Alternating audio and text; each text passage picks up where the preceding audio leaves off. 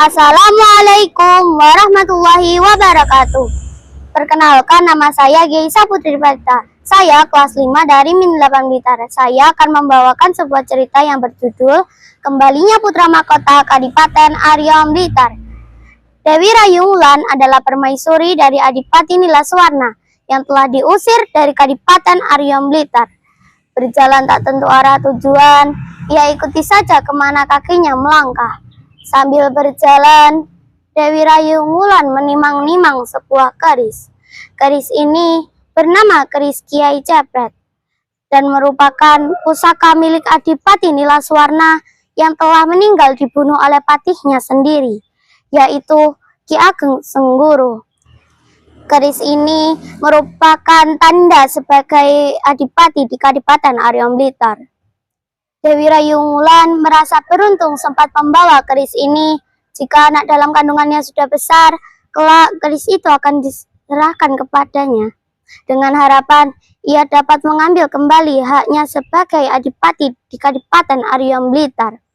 Keris itu lalu disimpan di balik baju oleh Dewi Rayung Wulan. Dewi Rayung Wulan mempercepat langkahnya. Ia takut dikejar oleh Ki Ageng Sengguru. Jika ia tahu Dewi Rayung Wulan membawa keris Kiai Cepret. Sesampainya di tepi hutan kandung, Dewi Rayung Wulan mulai lelah dan limbung, dan pada akhirnya terjatuh dan pingsan.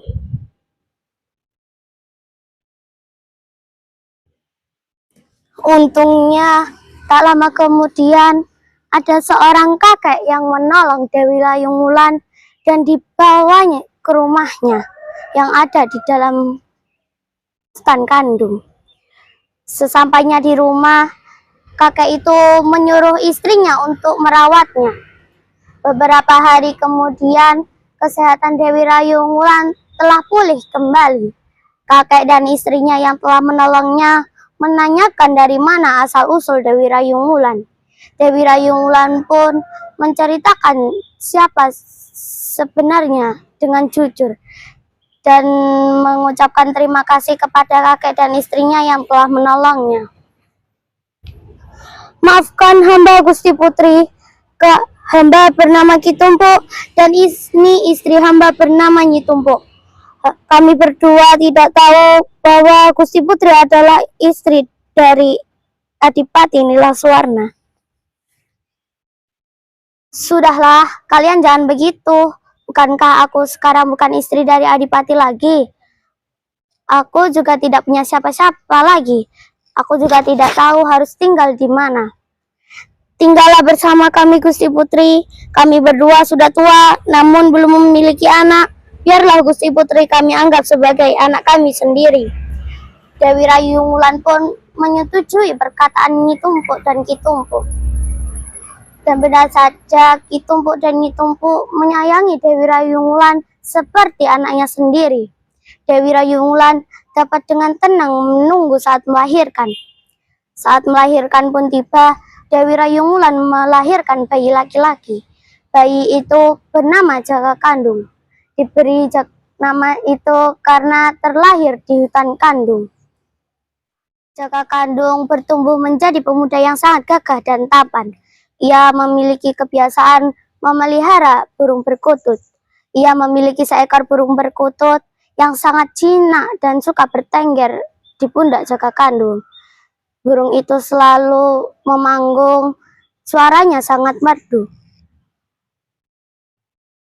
Suatu hari Dewi Rayung Wulan menganggap Jaka Kandung sudah dewasa. Dewi Rayung Wulan pun menceritakan siapa sebenarnya Jaka Kandung. Jaka Kandung seakan tidak percaya bahwa dia adalah putra dari Adipati di Kadipaten Ariom Blitar. Inilah buktinya anakku, ini adalah keris Kiai Cepret. Siapapun yang memiliki ini, ialah yang berhak menjadi Adipati di Kadipaten Ariom Blitar. Bawalah keris ini, tunjukkanlah kepada Adipati yang sekarang. Mintalah kedudukannya agar diserahkan kepadamu, karena kamulah yang berhak menjadi adipati di Kadipaten Ariom Blitar, kata Dewi Rayung Wulan dengan tegas. Baik ibunda, hari ini juga Ananda akan pergi ke Kadipaten. Jaka Kandung mencium tangan Dewi Rayung Wulan dan pamit kepada Dewi Rayung Wulan. Tidak lupa juga Jaka Kandung meminta doa restu kepada Ki Tumpuk dan Nyi Tumpuk. Sesampainya di Kadipaten, Jaka Kandung disambut tidak ramah oleh penjaga gerbang, bahkan tidak diperbolehkan masuk. Gusti Adipati dan tidak ingin diganggu, apalagi oleh pemuda desa sepertimu ini, kata penjaga gerbang dengan galaknya. Saat itulah burung yang bertengger di pundak Jaka Kandung mulai berkicau.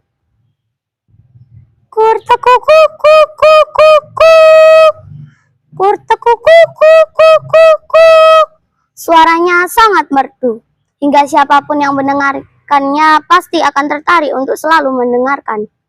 Ternyata kicauan itu masuk ke dalam istana Kadipaten dan didengar oleh Ki Ageng Sengguru. Ki Ageng Sengguru mencari dari mana asal bunyi itu. Saat tiba di luar gerbang, Ki Ageng Sengguru melihat pemuda desa dan burung yang bertengger di pundaknya. Hei pemuda, kicauan burungmu itukah yang merdu tadi? Benar sekali, kek. Hus, jangan panggil aku kakek, panggil aku Gusti Adipati.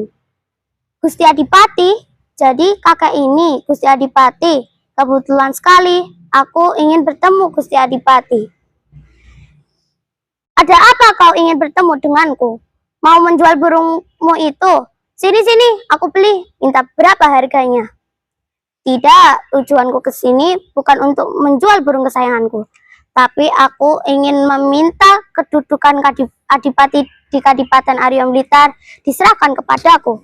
Karena akulah yang berhak menjadi Adipati di Kadipaten Arya Blitar. Aku putra dari mendiang ayahanda Adipati Nilaswarna. Heh, jangan ngawur kamu. Berani-beraninya kamu bilang seperti itu. Apa buktinya? Inilah buktinya. Jaka Kandung sambil mengeluarkan keris yang ada di balik bajunya. Para penggawa dan Ki Ageng Sengguru terkejut melihat keris Kiai Cepret ada di tangan Jaka Kandung. Tak lama kemudian, keajaiban pun terjadi. Keris itu keluar sendiri dari warangkanya dan langsung menghujam ke dada Ki Ageng Sengguru. Ki Ageng Sengguru mengerang kesakitan dan tewas seketika. Para penggawa yang menyaksikan itu langsung bertekuk lutut di hadapan Jaka Kandung. Pada hari itu juga Jaka Kandung dinobatkan sebagai Adipati di Kadipaten Arya Blitar. Jaka Kandung menjemput ibunya dan diangkat sebagai Ibu Suri. Tak lupa juga menjemput Ki Tumpuk dan Nyi Tumpuk yang Jaka Kandung anggap sebagai kakek dan neneknya sendiri, dan diangkat sebagai pengasuh keluarga Kadipaten Arya Blitar.